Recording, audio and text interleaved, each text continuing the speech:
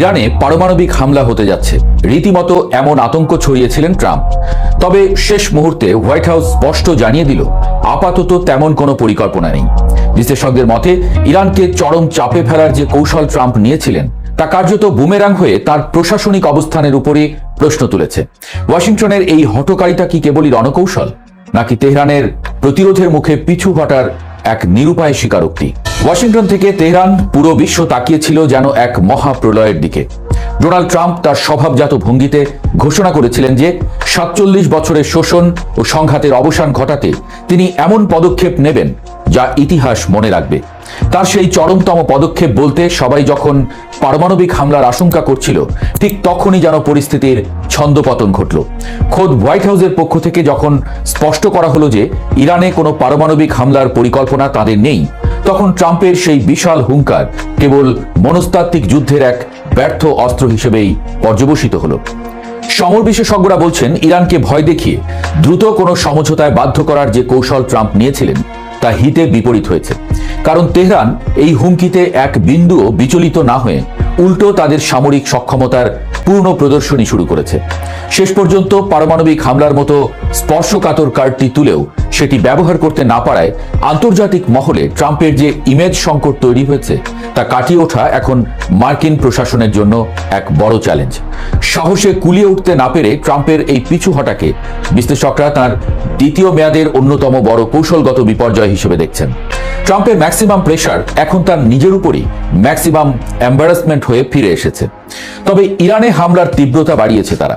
এদিকে হুমকির পরও রণক্ষেত্রে ইরানের পাল্টা আঘাত থেমে নেই। ইরানের নিক্ষিপ্ত নিখুঁত লক্ষ্যভেদী ক্ষেপণাস্ত্রগুলো ইসরায়েলের আকাশ প্রতিরক্ষা ব্যবস্থাকে ফাঁকি দিয়ে আঘাত এনেছে। ইসরায়েলের মধ্যাঞ্চলে জনবহুল এলাকায় ক্ষেপণাস্ত্রের আঘাতে একাধিক বহুতল ভবন ধসে পড়েছে। এই ধ্বংসযজ্ঞ ইসরায়েলি নাগরিকদের মধ্যে যে চরম ভীতি আর নিরাপত্তাহীনতা তৈরি করেছে তা নেতানিয়াহু সরকারের জন্য বড় ধরনের অস্তিত্বের সংকট তৈরি করেছে। ইসরায়েল জুড়ে এখন সাইরেনের শব্দ আর বিস্ফোরণের প্রতিধ্বনি নিত্যদিনের ঘটনা। ইরানের এই বিধ্বংসী আক্রমণের ধরন দেখে বোঝা যাচ্ছে যে তারা কেবল শক্তির প্রদর্শন করছে না, তারা এখন ইসরায়েলের যে কোনো গুরুত্বপূর্ণ পয়েন্টে আঘাত হানার সক্ষমতা অর্জন করেছে। আয়রন ডোম বা ডেভিড স্লিং এর মতো ব্যয়বহুল প্রতিরক্ষা ব্যবস্থাগুলো যখন ঝাঁকে ঝাঁকে আসা সস্তা কিন্তু কার্যকর ড্রোন আর হাইপারসনিক মিসাইল আটকাতে হিমশিম খাচ্ছে, তখন তেল আবিবের সামরিক শ্রেষ্ঠত্ব নিয়ে প্রশ্ন উঠছে। একদিকে যখন ট্রাম্পের হুমকি স্তীমিত হয়ে আসছে, অন্যদিকে ইসরায়েলের ভেতরে ক্ষয়ক্ষতির পরিমাণ বাড়ছে। এই বাস্তব চিত্রই প্রমাণ করে যে মধ্যপ্রাচ্যের শক্তির ভারসাম্য এখন এক নতুন ও জটিল মোড় নিয়েছে। কূটনীতিক টেবিলে যখন পাকিস্তান বা কাতারের মতো মধ্যস্থতাকারীরা একটি সামরিক যুদ্ধবিরতির মাধ্যমে পরিস্থিতি শান্ত করার আপ্রাণ চেষ্টা চালাচ্ছেন, তখন ইরান তাদের অনমনীয় ও মারমুখী অবস্থান পুনর্ব্যক্ত করেছে। বিশ্বের অন্যতম গুরুত্বপূর্ণ নৌপথ হরমুজ প্রণালী নিয়ে তেহরান যে অনড় অবস্থানে রয়েছে তা পুরো বিশ্ব অর্থনীতিকে স্থবির করে দিচ্ছে। ইরান সাফ জানিয়ে দিয়েছে যে কেবল একটি সামরিক যুদ্ধবিরতি বা ৪৫ দিনের কোনো ছোট চুক্তির বিনিময়ে তারা হরমুজ প্রণালীর নিয়ন্ত্রণ ছেড়ে দেবে না। এই প্রণালী দিয়ে প্রতিদিন বিশ্বের তেলের বিশাল একটি অংশ পরিবাহিত হয়, যার চলাচল বর্তমানে প্রায় ৯৪% কমে গেছে। ফলে আন্তর্জাতিক বাজারে তেলের দাম ইতোমধ্যেই রেকর্ড ছাড়িয়েছে। ইরান স্পষ্ট করে দিয়েছে, ফিলিস্তিন এবং লেবানন ইস্যুতে স্থায়ী সমাধান এবং ইরানের জ্বালানি খাতের উপর থেকে সব অবরোধ প্রত্যাহার না হওয়া পর্যন্ত এই গেট খুলবে না। ট্রাম্পের ওয়েল পলিটিক্স এখানে মুখ থুবড়ে পড়েছে। ওয়াশিংটন ভেবেছিল তেল ক্ষেত্র দখলের হুমকি দিলে ইরান নতি স্বীকার করবে, কিন্তু বাস্তবে দেখা যাচ্ছে জ্বালানির বাজার এখন সম্পূর্ণ তেহরানের নিয়ন্ত্রণে। তেল এখন কেবল সম্পদ নয়, ইরানের জন্য একটি পরমাণু বোমার চেয়েও শক্তিশালী অস্ত্র হয়ে দাঁড়িয়েছে। স্থলভাগের সংঘাত এখন সরাসরি ইরানের সাধারণ যোগাযোগ ব্যবস্থা এবং রেললাইনের উপর গিয়ে পড়েছে।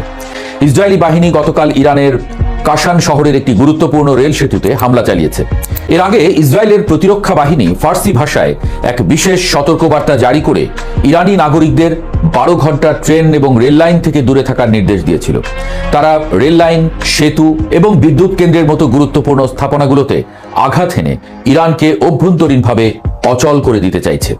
কিন্তু এর চেয়েও রহস্যময় ঘটনা হলো সমৃদ্ধ ইউরেনিয়াম চুরির ষড়যন্ত্রের অভিযোগ। ইরান দাবি করেছে যে মার্কিন বাহিনী একটি মানবিক ক্রু উদ্ধারের নাটক সাজিয়ে তেহরানের গোপনীয় স্থাপনা থেকে সমৃদ্ধ ইউরেনিয়াম হাতিয়ে নেওয়ার চেষ্টা করেছিল। যদিও পেন্টাগন এই দাবিকে হাস্যকর বলেছে, কিন্তু বিশ্লেষকরা বলছেন সরাসরি যুদ্ধে সুবিধা করতে না পেরে যুক্তরাষ্ট্র হয়তো এখন অন্তর্ঘাতমূলক বা কমান্ডো স্টাইলে চুরির পথ বেছে নিতে পারে। এই শ্যাডো ওয়ার বা ছায়াযুদ্ধ প্রমাণ করে যে সম্মুখ সমরে ইরানকে হারানো কতটা দুরূহ হয়ে পড়েছে। তেহরানের পাল্টা দাবি, তাদের কাউন্টার ইন্টেলিজেন্স এই চুরির প্রচেষ্টা নস্যাৎ করে দিয়ে ওয়াশিংটনকে বিশ্বমঞ্চে লজ্জিত করেছে। আন্তর্জাতিক অঙ্গনেও ট্রাম্প ও ইসরায়েলের এই আগ্রাসী নীতির বিরুদ্ধে এখন বড় ধরনের ফাটল দেখা যাচ্ছে। ইউরোপীয় কাউন্সিল প্রেসিডেন্ট স্পষ্ট ভাষায় জানিয়েছেন, ইরানের বেসামরিক এবং জ্বালানি অবকাঠামোতে হামলা চালানো আন্তর্জাতিক আইনের চোখে অবৈধ ও অগ্রহণযোগ্য। ইউরোপের এই কড়া অবস্থান ট্রাম্প প্রশাসনের জন্য এক বড় কূটনৈতিক পরাজয়। কারণ ঐতিহাসিকভাবে ইউরোপ সব সময় মার্কিন যুক্তরাষ্ট্রের পাশে থাকলেও এবার তারা নিজেদের অর্থনৈতিক স্বার্থ আর জ্বালানি নিরাপত্তার কথা চিন্তা করে ভিন্ন পথে হাঁটছে। ইউরোপীয় নেতারা বুঝতে পারছেন যে মধ্যপ্রাচ্যে একটি অনিয়ন্ত্রিত আগুন লাগলে তার আঁচ আটলান্টিক পেরিয়ে লন্ডন, প্যারিস বা বার্লিনেও পৌঁছাবে। শরণার্থী সংকট এবং জ্বালানির আকাশচুম্বী দাম ইউরোপের সামাজিক স্থিতিশীলতাকে নষ্ট করে দিতে পারে। ফলে তারা আর অন্ধভাবে ট্রাম্পের যুদ্ধংদেহী নীতিকে সমর্থন করছে না। এই অভ্যন্তরীণ বিভাজন ইরানকে আরো আত্মবিশ্বাসী করে তুলেছে। আন্তর্জাতিক মোড়লগিরি করতে গিয়ে ট্রাম্প এখন খোদ নিজের মিত্রদের মাঝেই ব্রাত্য হয়ে পড়েছেন। যুদ্ধের এই উন্মাদনার পেছনে আদর্শিক লড়াইয়ের চেয়েও বেশি কাজ করছে জ্বালানি সম্পদ দখলের এক নগ্ন আকাঙ্ক্ষা। ট্রাম্প প্রকাশ্যে ইরানের তেল ক্ষেত্রগুলো দখলের যে মনোবাসনা প্রকাশ করেছেন তা আন্তর্জাতিক মহলে তীব্র সমালোচনার জন্ম দিয়েছে। ইরানের খার্ক দ্বীপ, যেখান থেকে দেশটির 90% তেল রপ্তানি হয়, সেখানেও রহস্যময় বিস্ফোরণের খবর পাওয়া গেছে। এই দ্বীপটি ধ্বংস বা দখল করার যে প্রচ্ছন্ন হুমকি ট্রাম্প দিয়ে রেখেছিলেন, সেটি বাস্তবায়নের চেষ্টা করা হলে মধ্যপ্রাচ্যে এক দীর্ঘমেয়াদী অগ্নিকাণ্ড শুরু হবে। আইআরজিসির পক্ষ থেকে সরাসরি হুঁশিয়ারি দেওয়া হয়েছে যে যদি মার্কিন বা ইসরায়েলি বাহিনী ইরানের জ্বালানি অবকাঠামো স্পর্শ করার ধৃষ্টতা দেখায়, তবে আমেরিকা ও তার মিত্ররা আগামী বহু বছর ধরে এই অঞ্চলের জ্বালানি থেকে বঞ্চিত হবে। তারা প্রয়োজনে নিজেদের তেলক্ষেত্রগুলো নিজেরাই ধ্বংস করে দেবে, যাতে তার শত্রুর হাতে না পড়ে, এমন কঠোর বার্তা দেওয়া হয়েছে। ট্রাম্পের এই অয়েল পলিটিক্স ইরানকে ভয় দেখানোর বদলে তাদের আরো বেপরোয়া করে তুলেছে। অন্যদিকে ইরানের এই ধারাবাহিক ক্ষেপণাস্ত্র হামলা ইসরায়েলি সমাজের ভেতরেও ফাটল ধরাচ্ছে। দিনের পর দিন বাংকারে কাটানো সাধারণ নাগরিকরা এখন নেতানিয়াহু সরকারের পদত্যাগ দাবি করছে।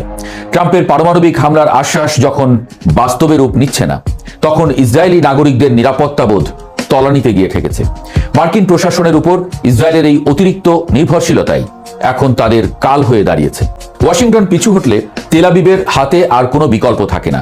এই সামরিক ও রাজনৈতিক অনিশ্চয়তা ইসরায়েলকে এক চরম অন্ধকার দিকে ঠেলে দিচ্ছে। অনেকে মনে করেন ট্রাম্প কখনোই পারমাণবিক হামলার কথা গুরুত্ব দিয়ে ভাবেননি, এটি ছিল কেবল একটি ব্লাফ বা ধোঁকাবাজি।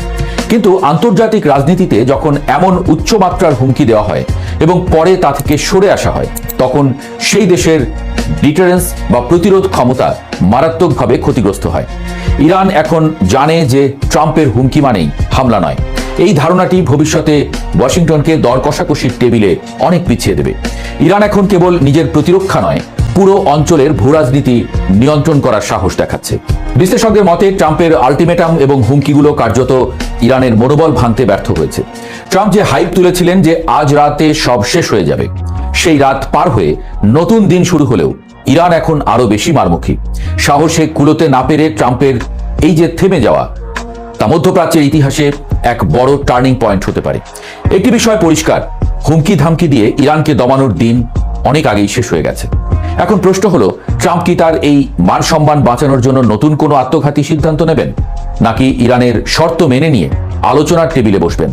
ইরান আজ মাথা নত করতে অস্বীকার করে দাবার বোর্ডে এমন চাল দিচ্ছে যেখানে ট্রাম্প নিজেই কিস্তিমাত হওয়ার ঝুঁকিতে পড়ে গেছেন। এই সংঘাতের পরিণতি যাই হোক না কেন, ট্রাম্পের এই পিছু হটা বিশ্বমঞ্চে আমেরিকার সুপার পাওয়ার ইমেজে এক বড় ক্ষত তৈরি করেছে, যা সহজে নিরাময় হওয়ার নয়।